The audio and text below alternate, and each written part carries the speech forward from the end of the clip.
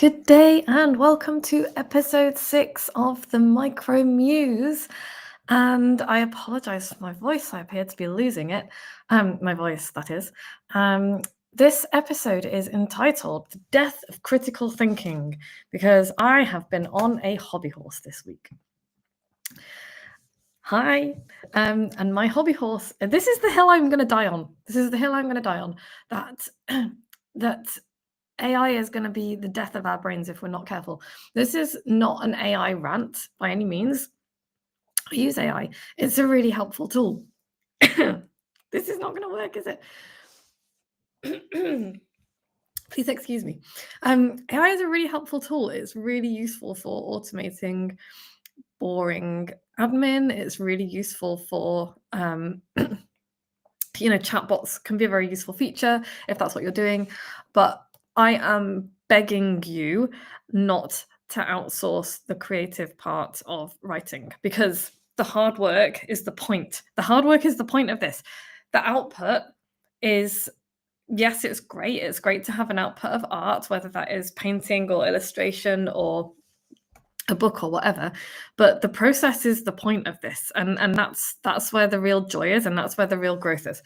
And so we can talk until the cows come home about the problems of AI being trained on other people's hot takes, and that's all you'll get. And all of that is true, especially if you don't do any editing. But what really concerns me about this is that we're trying to make a task easier that shouldn't be easy. And there's a real drive for everything to be super easy at the moment. And I get it. Like, life should not be as hard as it is, right? And when I say that, I mean that we should not be grafting all of the hours, and people should not have to work 2 or 3 jobs just in order to put food on the table. People should not be choosing between heating and eating. That is not a thing that we should be doing in 2025. And that's like a symptom of much larger structural and societal and crashing down of end stage capitalism problems. But mixed in with all that, I think we've got this idea that everything should be easy. And that's simply not true. It's not helpful. It's lazy, right? And I'm probably going to get some hate for this, especially from the neurodivergent community, because I know a lot of people use AI because they find a lot of stuff difficult. And I'm ADHD, I'm autistic, and I say tough.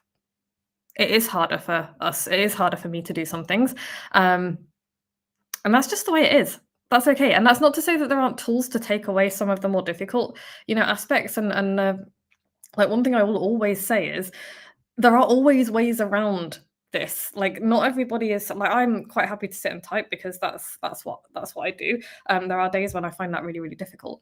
But if you're finding that difficult and your first recourse is to reach for ChatGPT and say, write this for me, put my ideas into it, and just give me an essay, then no, please don't do that for a couple of reasons. First of all, you're going to get shite. You are. It's going to be not your ideas, and it's bypassing the thinking process, and we'll come to that in a second.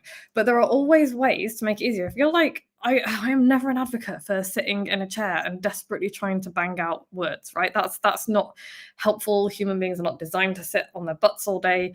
And so I will always get people, including me, I am people, to stand up and use the tools at our disposal, including AI, by the way, to speak into a voice recorder. Go for a walk, have a voice recorder or a notebook or whatever it is, and write that way. That is writing. Writing doesn't have to be sitting at a chair.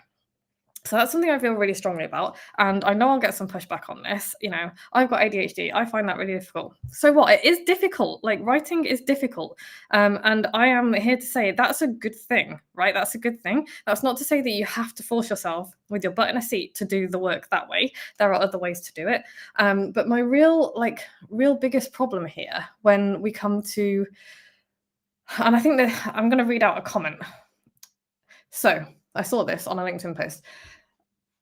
Another social media post about AI. In my case, I gave AI all my ideas, what I want to express, what is my point of view, and then in a matter of seconds, it already made something that expressed my ideas perfectly, and for me, it would be maybe an hour. The fact it's a robot making it doesn't make the content less valuable. Well, okay. First of all, it does make the content less valuable because it's not your content.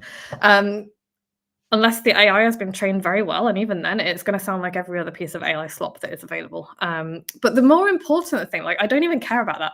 The more important thing is, like, as I said at the beginning, the hard work is the point. We are losing something absolutely fundamental if that is how we're using AI. If we're like, "Oh, here's a few ideas, give me an essay," because the process of writing is thinking, and if we put our ideas down on paper or however we're writing, like for me, it's a notebook, spider diagrams, that kind of thing, that's how it starts, then I've got these ideas there, and then I need to put them together. I need to think them through, I need to thread them together, and I need to come to a conclusion. That needs to come from me and my brain because I need to know what I think about something. I need to understand where I'm coming from. And putting those ideas into ChatGPT and getting it to fire out an essay or an article misses that whole process. And so you don't know by the time you're finished what you think of that idea. Like, I will frequently start writing about something and then I will occasionally change my mind completely, like completely divert from that point. But more often than not, I'll come up with nuances and I'll realize that actually, oh, I don't think quite that way. I think this way. Oh, I've changed my mind slightly on that. That's really interesting. Let's follow this thread a little way. You're bypassing that whole process by throwing a couple of ideas into AI and then trying to get it to write you an article. And that is really dangerous. It's really dangerous because it is that process of writing and shaping our thoughts and considering them, that's what makes this worthwhile. That's what makes you come out of this with, a fully critical thinking brain and a brain that's capable of following an idea to its end and thinking it through and maybe disagreeing with yourself, maybe agreeing with yourself, finding out what you really believe and think about something. We're not learning anything about ourselves or our worldviews when we outsource the critical thinking skills, the reasoning skills to a robot.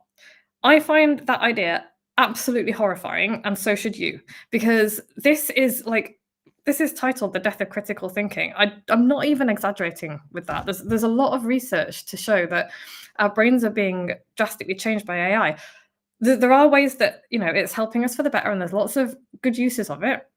Like automate the shit that humans aren't very good at, like the split second decision making, that kind of thing, and in medicine, there's amazing breakthroughs in medicine that we should be putting the resources into, not into art, not into thinking. Like that's a real problem.